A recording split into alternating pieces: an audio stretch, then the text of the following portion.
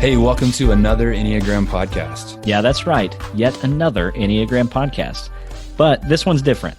Another Enneagram podcast is here to help you be a better leader for your team. We know leadership is already challenging enough, and it can be downright frustrating when your team communication breaks down. Another Enneagram podcast is here to tell you stories of leaders just like you who are learning how to lead their teams better with the Enneagram. If you want your team to communicate better, be more productive, and love their jobs, another Enneagram podcast is for you.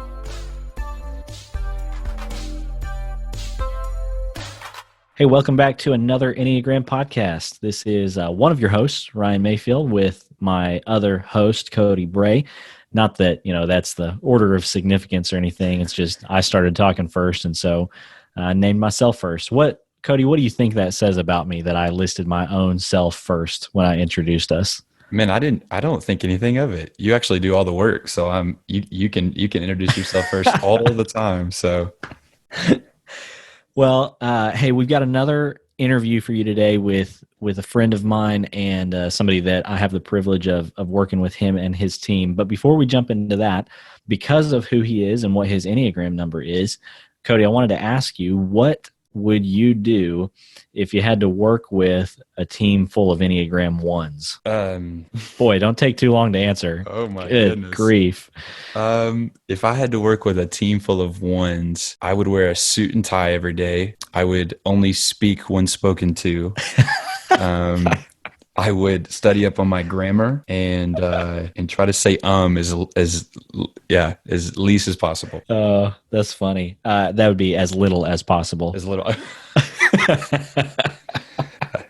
Batter up. There he is.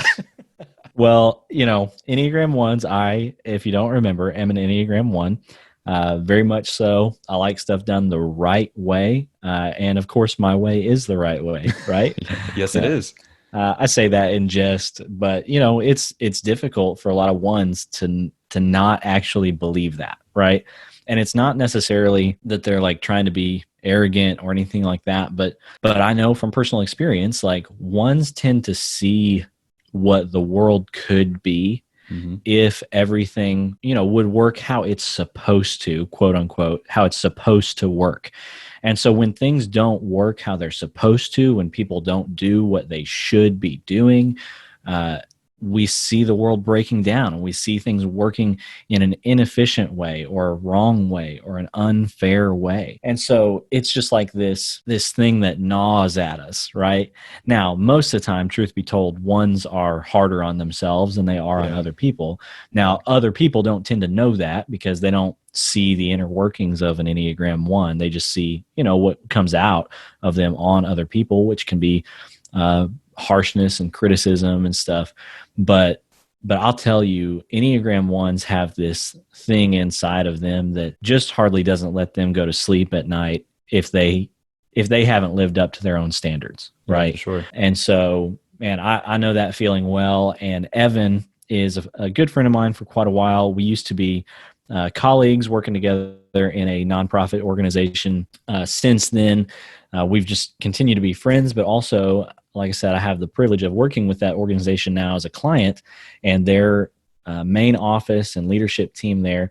Evan is the CFO of the company, and one of his tasks is to help lead the office team and help that team develop and grow.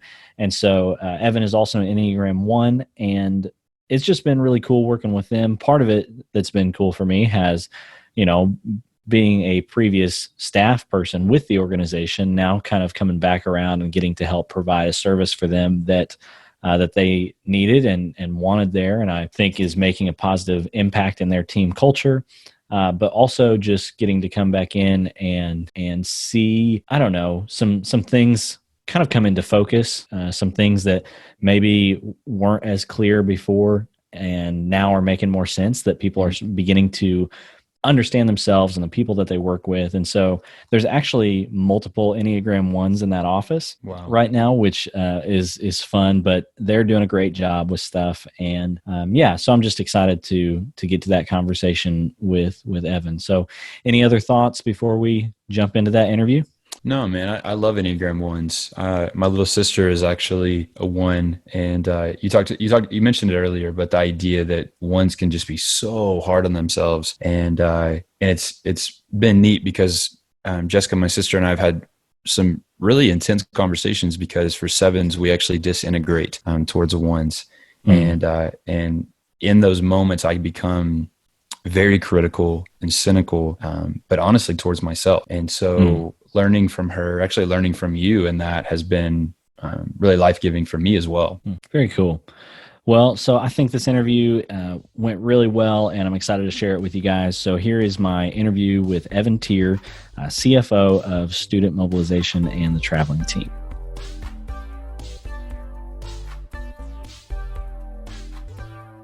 Evan, welcome to another Enneagram podcast. Thanks, Ryan. Glad to be here. Now, is this your first Enneagram podcast to be on, or is this another one for you as well? Definitely my first. Yeah. Yep. Well, definitely. I'm glad you're here, man. I've known Evan for a while. We've worked together and been friends. And Evan, why don't you just give kind of an introduction, tell people who you are and what it is that you do? Well, like you said, my name is Evan. I work here in Conway, Arkansas. I work for an organization called Student Mobilization. It's a nonprofit ministry to college students kind of all over the U.S. And I've been working there for about 8 years, and just recently got the opportunity to be the CFO. And we have about 12 people in our office here, and I get to lead that team. And I am married, have a little girl who has just turned 7 months old. So Yeah. First kid, and that's it's fun, and it's a lot of learning, and it's definitely changed my life a lot. Yeah. So how's your sleep schedule? man, to be honest, her name is Adley, and I think we got incredibly lucky, blessed, whatever you want to say, to have a very good sleeper. So I hear stories from others. Yeah, I hear stories from other people that had their first baby, and I hear some nightmare type stories. And so it's a huge adjustment, but it could be a lot worse from what I hear. So we're sleeping pretty good. She does a good job. Nice. That's awesome. So you said you just kind of came into this new role as CFO and kind of leading some stuff in the office with the team there. What has that been like? What have been some of the good things about that? What have been some of the challenges with that? Well,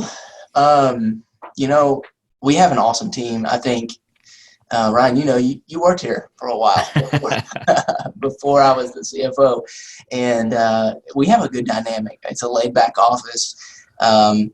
It doesn't have a real strict corporate structure, I would say, and I think that has its advantages and maybe some disadvantages. But it's been good. I have a great relationship with the people here. I haven't been here for 8 years first, and so it's not like I came in from somewhere else. But the biggest difference is, instead of being a peer trying to transition into a role where I feel like I'm leading them, where I feel responsible to some degree for, fully, not just to some degree, for how they feel and how they're accomplishing their work, and ultimately for them to stay here and continue to be great workers for us, and take care of them. So it's a new pressure, I guess, that you feel, something else to think about other than the day-to-day tasks that have to be done too. So it's been good though. I've enjoyed it. So making that jump from peer to, I guess you could say boss, or, leader, overseer, whatever word you want to plug in there. What have been the big challenges with that? Has that been difficult? Has it been pretty seamless? What's that been like? It's a great question. I think, I would say that my transition has not necessarily been the typical transition to this role, in that, so I took someone else's position or role, kind of switched with them, which is still, to be honest, we're trying to figure out that relationship. I mean, it's a great relationship. No, don't get me wrong, it's a great relationship, but I think it's kind of weird on both sides.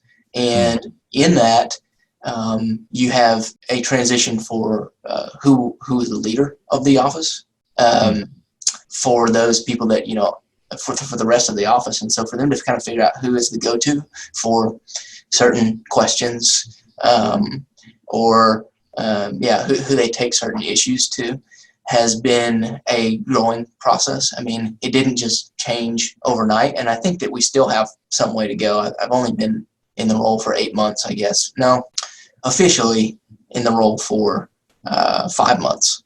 Okay. So I was interim for a little while before that. But yeah, so difficulties, I wouldn't say anything has been really difficult up to this point with, relationship wise. Mm-hmm. But me figuring out what it means to lead them, what it means to take care of them as a team has definitely been hard. I mean, it's been something brand new for me. I am a person who, I think I'm a task-oriented person. So give me a bunch of tasks and I can knock them off of the list. Right. But if you add relationships on top of that, it's not my first thing to think about. And so it's stretching me for sure. Yeah. So, this being an Enneagram podcast, we should probably talk about that. You and I are both Enneagram 1s, right? Absolutely. Yeah. So what has that kind of journey or discovery been like for you personally? What have you learned about yourself? How has that been beneficial to you? Well, it's funny. I think it's been a little while since the very first time that we talked some Enneagram things. Me and you, I think we did it in a different context, maybe a couple of years ago. And I just remember thinking, the first time we went through Enneagram, I remember thinking, this makes so much sense. It just gave me some perspective or an understanding of why I think certain things, why I have certain bends in the way that I handle situations, and it just made a lot more sense to me. What was the exact question other than explaining? Just like, how's it been beneficial to you personally, and what's it meant to you? Yeah, so there's been good conversations with my wife because we both went through it the first time, and so she's an Enneagram 2, and I think we come at situations with completely different perspectives, and so we've had good conversations about me understanding why she feels a certain way, and then vice versa, her understanding why I feel a certain way. I think that's been really good. It has helped me understand some of my approach to big time decisions in our office when I'm dealing with our CEO who's an 8, and obviously also very drastically different ways that we come about big time decisions. And so I think it just helps me to understand it, and more than anything, it helps me understand who I am. But I think I take less maybe offense to other people's responses when I understand them from what their Enneagram number is. I go back to my boss Dave, and when I now understand why he is the way he is, he's very passionate. And so I get it a little bit more. I realize it's who he is more than something personal to me if we're disagreeing or something of that nature. So that's helpful to me. I see things through a different lens more often. Yeah. That makes total sense with him. So talk the other way though. So you're kind of talking about working up to your boss. Talk about how the Enneagram has impacted, working down to the people that you're now responsible for leading. What has it meant for that environment? Well, I think the first thing I think of is it doesn't really matter what my Enneagram number is. Just Enneagram in general, learning about it has caused me to ask more questions or to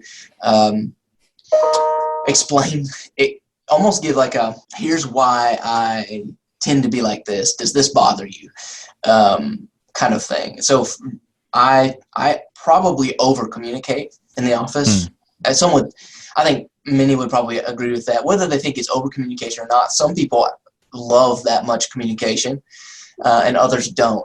But we've had some maybe funny, but also just I think, healthy conversations about, I realize that I have to say it all. Like if I want to make sure that you understand everything that I'm thinking in my mind that I want you to do. And, it's funny, they'll say, that's exactly how you do it.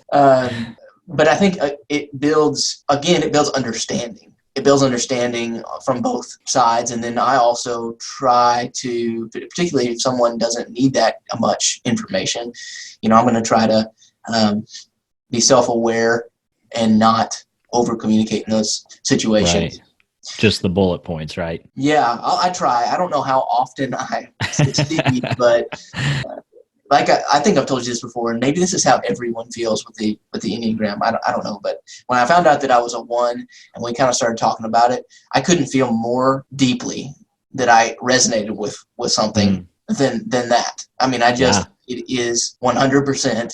That is how I operate when you start explaining some of the things about who a 1 is. So I know it can definitely be that way. Like that, I was the same way. But I also know people that, have a lot more trouble kind of identifying what their Enneagram type is. But I'm right there with you. Like the 1 is just so accurately, to my personality. I'm there. So you mentioned something like it brings understanding, right? So that makes a lot of sense. Get that. Why do you think leaders should value that in the first place, though? Because, like some work environments, maybe in decades past, it might have been like, hey, suck it up, deal with it. This is your job. Why do you think it's important for leaders today to actually even care about understanding their teams? That's a great question.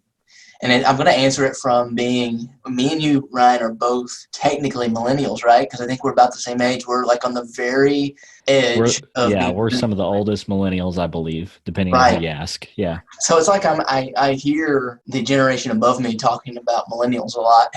Yeah. I'm like, hey, you realize I'm a millennial, right? No, I think maybe in older generations, there wasn't as much of a value put on understanding, or it was just really, hey, I'm your boss and you need to do what I'm asking you to do. Whether it's for good or for bad, which I think is probably in the long run, I think it can create a healthier environment. But people want, especially younger people, I think, want to be understood more, to be heard more. And I think that people are less willing to work in an environment where they don't feel heard and they don't feel understood. And if they're just going to work every day and hearing derogatory, do this and you didn't do this and go get it done, they're just less likely today. Whether that's good or bad, I think they're just less likely to hang in there and do that for the long haul. And so I think that's just probably a generational change. But as a leader, I have to pay attention to that. Or, if I don't, I'm probably going to end up with I'm probably not going to end up with a team that I want in the long run. And so, people are going to leave for whatever reason, and they may not even know that that's the reason they're leaving for. They just don't feel good in their job. They don't enjoy it. So, for our team specifically, since you've been doing monthly trainings with us, and it's been I can tell our team really enjoys it. They love getting to learn about themselves. They love getting to talk with other people about where they're coming from. And it really is. And I think it is contributing to their morale and taking care of them here at the office and make them feel like we care about who they are and how they work. Well, and, you mentioned how it has been not just impacting, your work life, but also home life, right?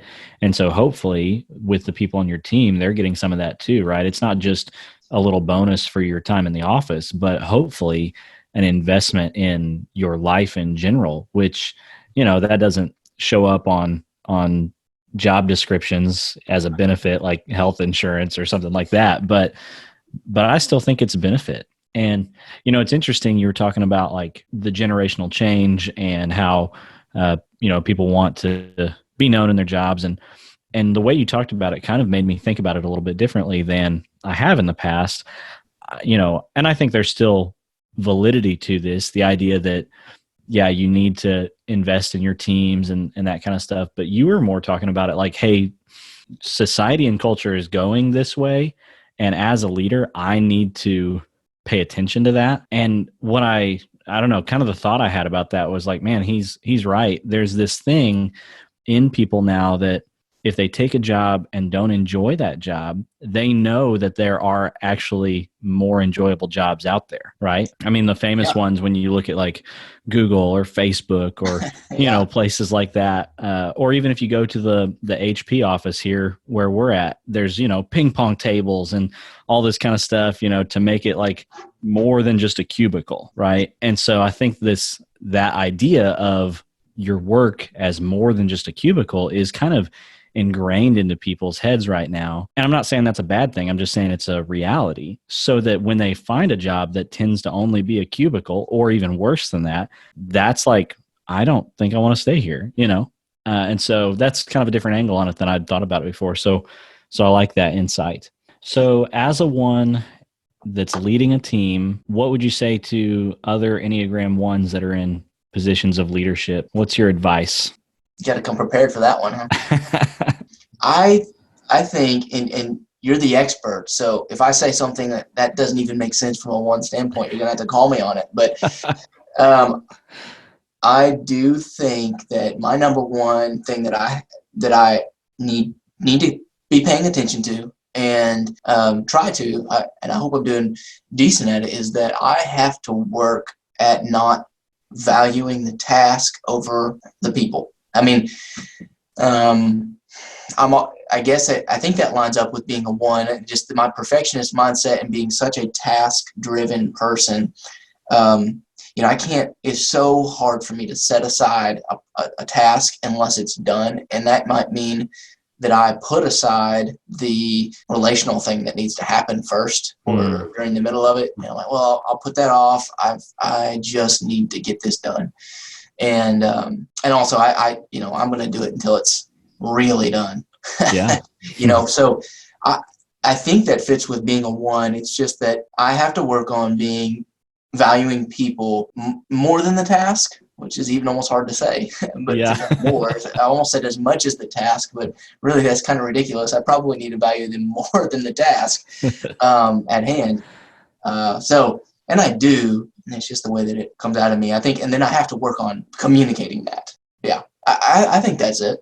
That's probably my number one thing. That's another good insight, like that there's a difference between valuing someone and communicating that you value someone. And I totally understand what you're saying there, because I can make a decision, you know, in my head or whatever that, okay, I value this person, but getting that from, you know, inside of my head out into the real world where they can actually experience it and believe that it's true, that's a whole different thing.